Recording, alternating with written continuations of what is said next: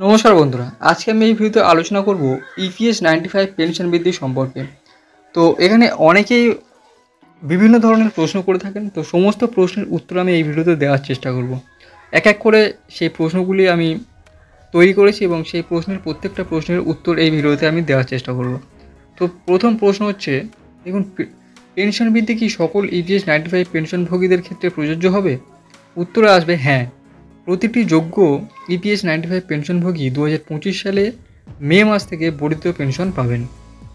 দ্বিতীয় প্রশ্ন হচ্ছে, নতুন পেনশনের পরিমাণ পেতে আমাকে কি কোনো ফর্ম জমা দিতে হবে?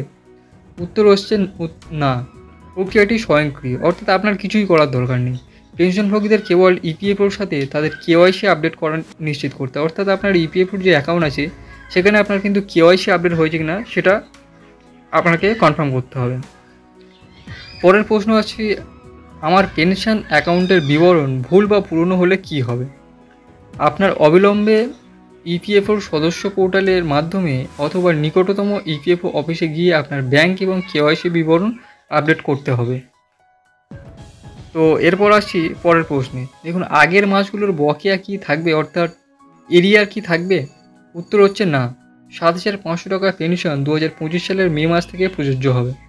আগের মাসগুলির জন্য কোনো বকেয়া থাকবে না। এরপর আসছি সর্বশেষ প্রশ্ন, 2025 সালের মে মাসের পরে যদি আমি অবসর নিই তাহলে কি হবে? 2025 সালের মে মাসের পরে ইপিএস 95-এর অধীনে নতুন অবসরপ্রাপ্তরা যোগ্যতার মানদণ্ড পূরণ করলে ন্যূনতম 7,500 টাকা পেনশন পাবেন। তো এই ছিল কয়েকটি প্রশ্ন। এছাড়াও যদি আপনাদের মনে কোনো প্রশ্ন থাকে সেটা আপনি কমেন্টে অবশ্যই জানাতে পারেন। আমি নেক্সট ভিডিওতে তার উত্তরগুলো দেওয়ার চেষ্টা করব। ভিডিওটি ভালো লাগলে অবশ্যই লাইক করবেন, শেয়ার করতে ভুলবেন না, আর কমেন্টে আপনার মতামত জানান। চ্যানেল নতুন হলে চ্যানেলটি অবশ্যই সাবস্ক্রাইব করে রাখুন এই ধরনের ইনফরমেটিভ ভিডিও পাওয়ার জন্য।